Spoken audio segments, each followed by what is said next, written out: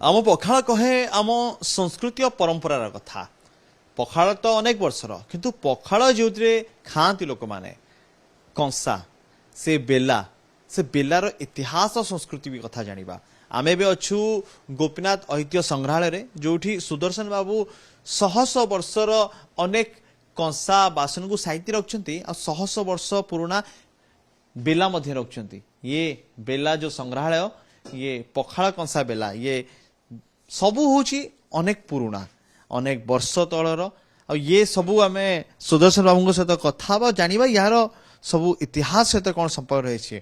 आज्ञा पखाल दिवस अनेक अनेक शुभेच्छा आपन धन्यवाद आपन को भी। आज्ञा पखाल कथा कहले कंसा आसे आ कंसा कहले ये सब कंसा आम आखि सामने घरे हुए तो लोक धीरे धीरे स्टील बासन आसला किंतु अनेक लोक एबे भी इमिति कंसा बासन खाऊछंती। जो बेला आम देखुचु लगुच अनेक पुराना यार अलग अलग वैशिष्ट भी रही कौन टी विषय कहे ये देखु आमर ये जो आस जीवन धन पखाला कंसा बेला गैलरी देखुं ये 32 प्रकार बेला मु संगृहित कर रखी दीर्घ 40 वर्षर संग्रह।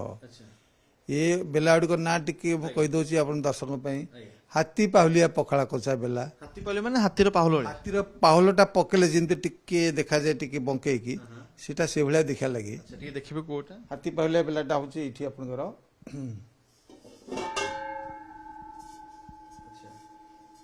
हाथी पाहुलिया ये जो एमती टिके बंका है कि हाथी पाहुलिया भाया ये गोटे बेला अच्छी आपंकर एटा हूँ छाती फुलाणिया बा ओखमा पखाल कंसा बेला आर वैशिष्ट्य है ये साधव पुओता बोईतरे ये कंसा बेला नहीं कि जाऊला गोटे पण्य द्रव्य हिसाब से जोटा कि आमर भर्तरी महताब ये 4 वर्ष तले जाइए गोटे मॉल को इंडोनेशिया से लोकेट कले जेटा मो ओडिशार गोटे पखाला कंसा बेला से पचारे what is the name of this bowl से दुकान टी कहला दिस इज कंटिलिया बाउल माने आमर कंटिल फेमस फॉर कंसा बासन तेणु यही ओखमा बेला बा छाती फुलाणिया बेलाटी अन्यतम पण्यद्रव्य थिला एवं ताकू द्वितीय प्रश्न करियारु से कहला this is from Kalinga this is from Kalinga this bowl is from Kalinga. तो आम पखाल कंसा इतिहास कथा कहे निश्चय ये आमर माने 1000 वर्षर संस्कृति पखाल अच्छी माने ता सहित पखाल कंसा भी जोड़ी हेकी रहिछि।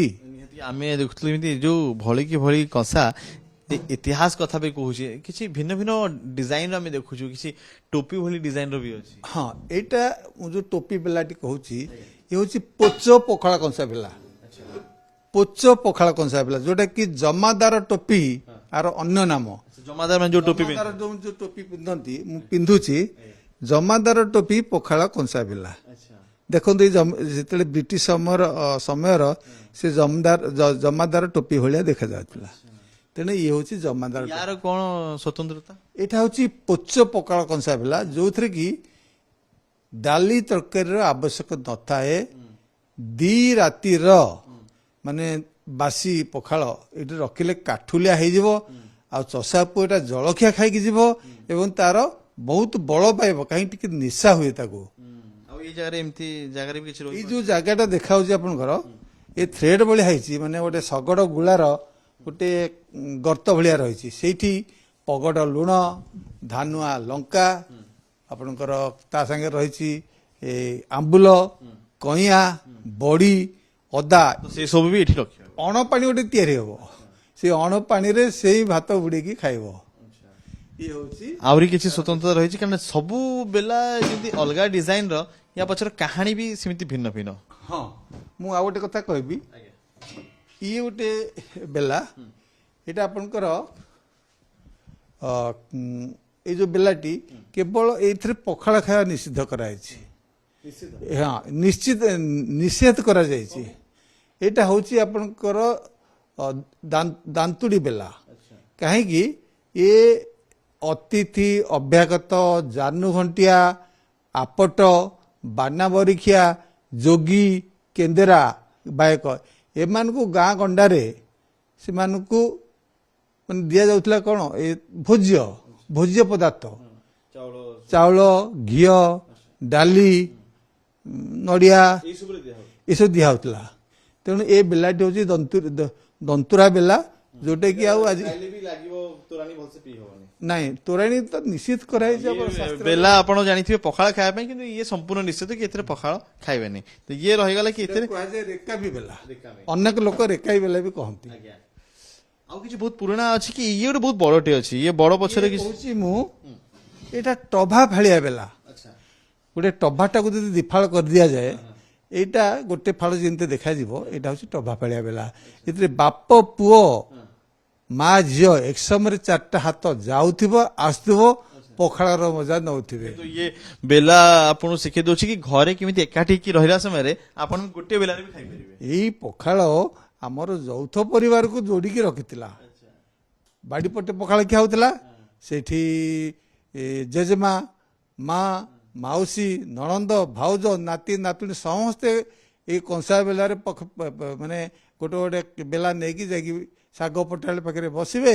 ସେଇଠି ଗୋଟେ ସମସ୍ତଙ୍କ ସହିତ ଗୋଟେ ହସ ମଉଜ ହବ, ଶାଗ ପଟାଳରୁ ଶାଗ ଖରଡ଼ା ହଉଥିବ, ଶାନ୍ତି ମିଳିବ। ଶାନ୍ତି ମିଳିବ। ତା ସହିତ ଆପଣ ଦେଖୁଥିଲେ କି କିଛି ସ୍ୱର ମଧ୍ୟ ବାହାର କରୁଥିଲେ କିଛି ବେଲାରୁ କି ଏଇ ବେଲାଟିରୁ ମୁଁ ସ୍ୱର ବାହାର କରିବି, ଯୋଉଟା ହଉଛି ବେଦ ଧ୍ୱନି। ଓಂ ଶବ୍ଦଟା ବାହାରିବ। ମୁଁ ଆମର ଯେ ବିଶ୍ୱକର୍ମା କଳାର ଠାକୁର ତାଙ୍କୁ ମୁଣ୍ଡିଆ ମାରିକି ମୁଁ ବେଦ ଧ୍ୱନି ଓଂଟା ବାହାର କରୁଛି।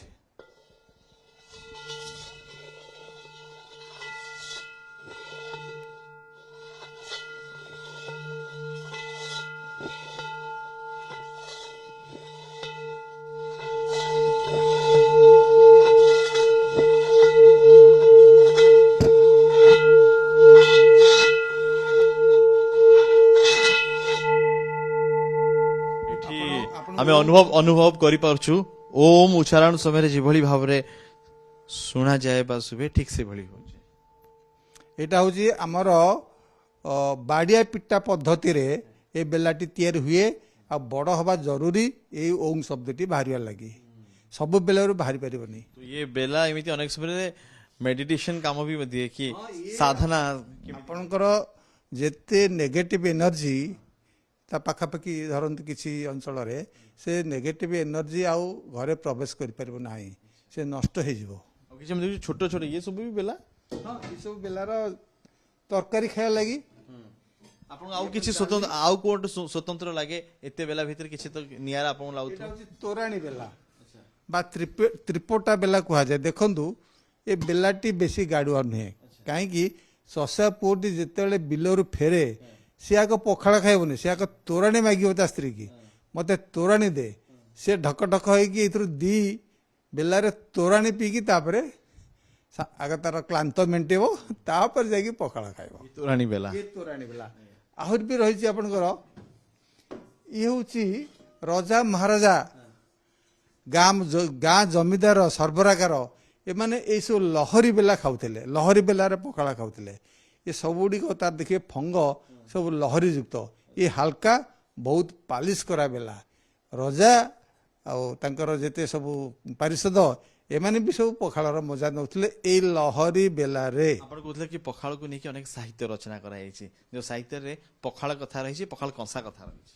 ହଁ, ଆମର ଚରକ ଯିଏ ଆୟୁର୍ବେଦ ବିଶାରଦ, ଏ ଚରକ ସଂହିତା ଲେଖିଥିଲେ 400 ଏଡିରେ, ମାନେ 400 ଖ୍ରୀଷ୍ଟାବ୍ଦରେ।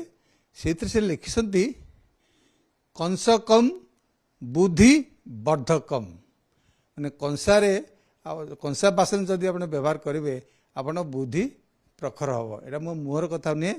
ତା ଛଡ଼ା ଏସବୁ କଂସା ବାସନର ଯେଉଁ ତିଆରି କରିବା ପ୍ରଣାଳୀ, କେତେ କଂସା ରହିବ, କେତେ ତମ୍ବା ରହିବ, କେତେ ଟିନ୍ ରହିବ, ପିତ୍ତଳରେ କେତେ ପରିମାଣର କଂସା ତମ୍ବା ରହିବ ଏବଂ ଦସ୍ତା ରହିବ, ଏ ସବୁଗୁଡ଼ିକ ସେ ବର୍ଣ୍ଣନା କରିଛନ୍ତି। ତ ପଖାଳ କଂସା ଆପଣଙ୍କ ଜୀବନରେ ଶାନ୍ତି ଦବ। ନିଶ୍ଚୟ ପଖାଳ ଅଛି ମାନେ ଆମର ଏଇଟା ଔଷଧୀୟ ଗୁଣ ସବୁ ରହିଛି। ମାନେ ଆପଣଙ୍କର ଦେହର ଭିତର ଘା ବାହାର ଘାକୁ ସେ ପଖାଳ ଶୁଖେଇ ଦେବ। ଯଦି ଆପଣ ପ୍ରତିଦିନ କଂସା ବେଲାରେ ଖାଉଛନ୍ତି, ଆଉ କ୍ୟାନ୍ସର ସେଲ୍କୁ ସେ ଫର୍ଦର ଗ୍ରୋ କରିବା ପାଇଁ ଦେବ ନାହିଁ।